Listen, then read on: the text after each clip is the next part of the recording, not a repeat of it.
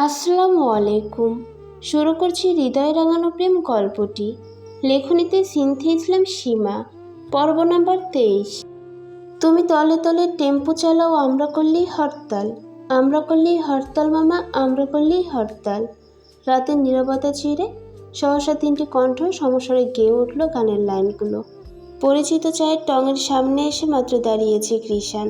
বন্ধুদের কণ্ঠে এমন অদ্ভুত গান শুনে সেখানে স্তব্ধ হয়ে রইল বেচারা। ভুরু কুচকে বিরক্ত চোখে চাইল সামনের ব্যক্তিদের পানে।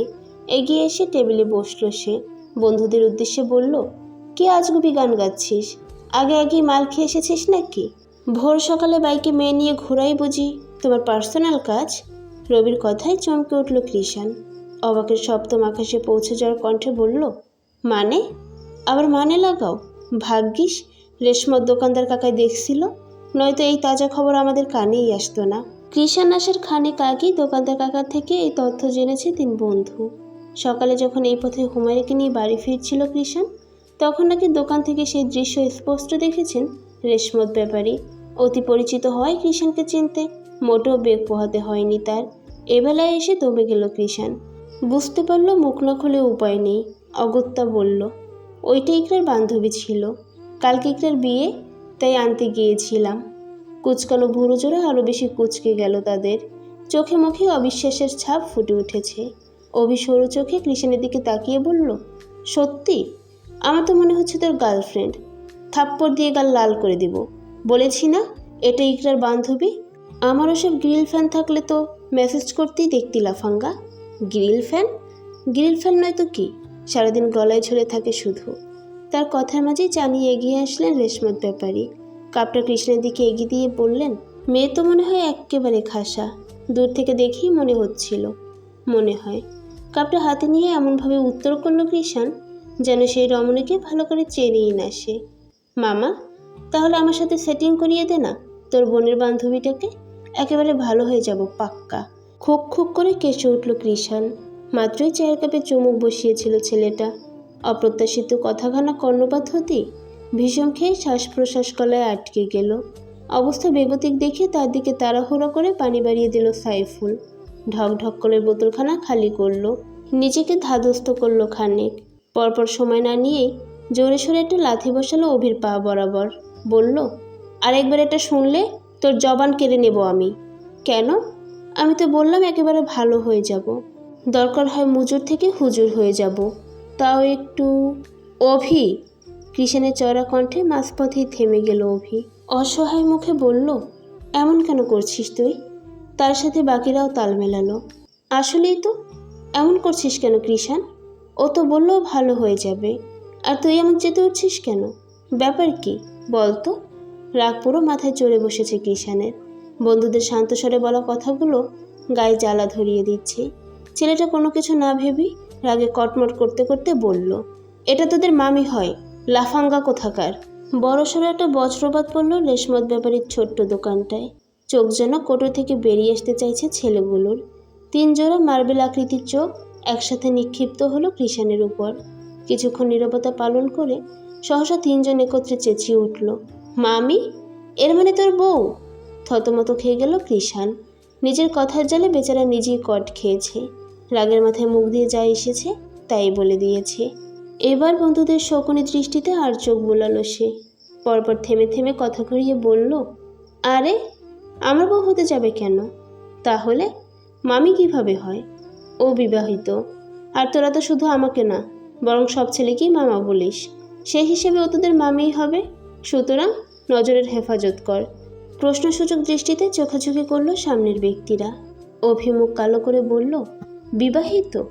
এটা আগে বলে দিলেই পারো। তার কথা সম্পূর্ণ হওয়ার আগে শোনা গেল রবির সন্দিহান কণ্ঠ, বিবাহিত হলে তোর সাথে কেন আসলো? জামাইয়ের সাথেই তো আসতে পারত। ওর স্বামী ভালো না, এক নম্বরের বখাটে, ভিড়েখোর, নেশাখোর, ওকে সহ্যই করতে পারে না। তিমি ঢাকা দিগন্তে এক দৃষ্টিতে তাকিয়ে উত্তর করল কৃষাণ। হৃদগহিনীর কোথায় যেন এক অজানা তিক্ততা কাজ করছে। এ বেলায় এসে সবার জবান বন্ধ হয়ে গেল। কেউ আর কোনো কথা খুঁজে পাচ্ছে না।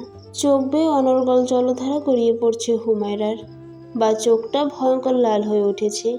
সাথে অসহনীয় ব্যথা ধীরে ধীরে পুরো মস্তিষ্ক ছড়িয়ে পড়েছে। তার সামনে বসে আছেন নাজমিন বেগম ও ইয়াসমিন বেগম। ইকরা মোবাইল হাতে বারবার এপাশ থেকে ওপাশ হেঁটে বেড়াচ্ছে। কৃষাণের নাম্বারে লাগাতার কল করে যাচ্ছে, তবে বরাবরের মতোই কোনো রেসপন্স আসছে না অপর পক্ষ থেকে। তোমার ছেলে ফোন ধরছে না তো আম্মু? অসহায় চিত্তে বলল ইকরা। মেয়ের মুখপানে চেয়ে দীর্ঘশ্বাস ফেললেন ইয়াসমিন বেগম। বললেন, তোর বাবা চাচারা তো একটু আগেই বাইরে থেকে ফিরলেন, তখন বললেই তো হতো। আচ্ছা, আমি গিয়ে বলে দেখি। না না, দরকার নেই আম্মু, আমি দোয়া পড়ে নিয়েছি, ইনশাআল্লাহ ভালো হয়ে যাবে এমনিতেই। শাশুড়ির কথায় প্রবল নিষেধাজ্ঞা জানিয়ে বলে উঠল হুমায়রা। তার কথায় লেগে গেল ইকরা। বলল, তখনও তো একই কথা বলেছিলি। আমি জিজ্ঞেস করলাম চোখে কোনো সমস্যা হচ্ছে কি না, তুই বললি কিছুই না, পানি দিলে চলে যাবে। আর এখন কি অবস্থা হয়েছে? বিকেলের দিকে বাগান থেকে ফেরার সময় হঠাৎ চোখে একটা পোকা পড়েছিল হুমায়রার। প্রথমে খানিক জ্বালা করলেও ইকরা পোকাটাকে বের করে দেওয়ার পর আর জ্বালা করেনি। শুধু চোখের ভেতর একটু আনিজি ফিল হচ্ছিল, তবে সেটাকে তেমন গ্রাহ্য করেনি মেয়েটা। ভেবেছিল পানি দিলেই চলে যাবে, কিন্তু এমন হয়ে যাবে কে জানতো। আরও কবার চেষ্টা করে দেখ ধরে কিনা, না হলে তোর বড় আব্বুকে পাঠাবো। বড় আম্মুর কণ্ঠে হুমায়রা থেকে দৃষ্টি সরিয়ে আনলো ইকরা। পরপর আদেশ অনুযায়ী ভাইয়ের নাম্বারে আবারও কল লাগালো। মসজিদের মাইকে একের পর এক মধুময় কণ্ঠে এশার আজান ধ্বনিত হচ্ছে। কেউ কেউ সকল ব্যস্ততা ছেড়ে ছুটে চলেছে আল্লাহর পবিত্র ঘরে, আবার কেউ কেউ একই আহ্বানে সাড়া দেওয়ার প্রয়োজন বোধ করছে না, যেন এই ক্ষণস্থায়ী জীবনটাকে একমাত্র আপন করে নিয়েছে তারা। তেমনি একদল ছেলে নিয়ে গড়া কৃষাণদের দলটা। আশেপাশের কোনো কিছুতেই তাদের তোয়াক্কা নেই। তারা চলে নিজ গন্তব্যে, যেখানে ফলস্বরূপ পাওয়া যায় এক অন্ধকার জগৎ। হাঁটতে হাঁটতে একটা সময় নিজেদের কাঙ্ক্ষিত স্থানে পৌঁছালো কৃষাণ। বটগাছটাকে ঘিরে বসে পড়ল রবি, সাইফুল ও অভি। কৃষাণ একবার প্যান্টের পকেটে ভাইব্রেট থাকা ফোনটা হাতে নিল, উদ্দেশ্য এরোপ্লেন মোড অন করে দিবে। তখনই স্ক্রিনে ভেসে উঠল গুটি গুটি অক্ষরে একটা মেসেজ। ভাইয়া, প্লিজ কলটা ধরো, হুমায়রার চোখে সমস্যা হয়েছে। হুমায়রার নামটা দেখতেই সাথে সাথে ব্যস্ত হাতে কল ব্যাক করলো কৃষাণ। রিসিভ হতেই প্রশ্ন ছুড়ল, কি হয়েছে চোখে? কৃষাণের কণ্ঠের মাঝে উদ্বিগ্নতা ফুটে উঠেছে। তার এমন ব্যাকুলতা স্বর শুনে বাকি তিন বন্ধু সব বাদ দিয়ে তার দিকে তাকিয়ে আছে। ওপাশ থেকে কি বলছে কিছুই শোনা যাচ্ছে না। ইকরা থেকে সবটুকু শুনে কিছুক্ষণ চুপ রইল কৃষাণ। অতবার ফোন কেটে বন্ধুদের উদ্দেশ্যে বলল, আমি আজকে থাকতে পারবো না, ডাক্তারের কাছে যেতে হবে, তারপর বাসায় যেতে হবে, কাজ আছে। বাড়ির কারো কিছু হয়েছে? বলেই কাউকে কিছু বলার সুযোগ না দিয়ে দ্রুত পায়ে স্থান ত্যাগ করল কৃষাণ। এভাবেই হুমায়রাকে কেন্দ্র করে তার নিত্যদিনের অভ্যাসের পাতায় দুটো দিন নেশা করা ছাড়া যুক্ত হলো। চোখের অসহনীয় ব্যথা নিয়ে খাটের সাথে হেলান দিয়ে বসে আছে হুমায়রা। তখনই বেরানো দরজা খুলে রুমে প্রবেশ করলো কেউ। আওয়াজ পেয়ে আপনা আপনি চোখ মেলে ফেলল সে। সাথে সাথে গাল বেয়ে গড়িয়ে পড়ল এক ফোঁটা অশ্রুকণা। পিছন ফিরে হুমায়রার লালিত চোখে চোখ পড়তেই ভেতরটা কেমন যেন মুচড়ে উঠল কৃষাণের। কাঙ্ক্ষিত পুরুষকে দেখতেই নিশ্চিন্তে আবারও চোখ বুঝে নিল হুমায়রা। চোখ রন্ধ্ররত অবস্থায় বুঝতে পারল মানুষটা তার দিকে এগিয়ে আসছে। চোখ খুল, গম্ভীর অথচ শান্ত কণ্ঠের পরিপ্রেক্ষিতে বাধ্য মেয়ের মতো চোখ খুলে তাকালো হুমায়রা। ড্রপ হাতে মুখের উপর ঝুঁকে থাকা স্বামীকে নজরে আসতেই অস্বস্তি নিয়ে হালকা ঢোক গিলল। মিহিস্বরে বলল, এখন দিতে পারবো না, নামাজ আদায় করে খাবার খেয়ে এসে দিব। কথা বলার মাঝেই চোখ বেয়ে অঝরে অশ্রুকণা গড়িয়ে পড়ল মেয়েটার। তা দেখে চোখ বন্ধ করে ফেলল কৃষাণ। অশান্ত স্বরে বলল, চোখ বন্ধ কর। সাথে সাথে চোখ বন্ধ করে ফেলল হুমায়রা। একটু থেমে কৃষাণ প্রশ্ন ছুড়ল, এই অবস্থা নিয়ে নামাজ পড়বি কিভাবে? পড়তে পারবো, হতে পারে ওষুধ পানির উশিলায় চোখ ভালো হয়ে যেতে পারে। আবারও চোখ খুলে ফেলল মেয়েটা। কথার সাথে অজান্তে চোখ জোড়া খুলে যাচ্ছে। সেদিকে তাকিয়ে অস্থিরতা বেড়ে যাচ্ছে কৃষাণের। সে ক্ষীণস্বরে বলল, চোখ বন্ধ কর হুজুরনি, তোর লালিত আঁখি আমার শক্ত বুকে এফোর ওফর করে দিচ্ছে।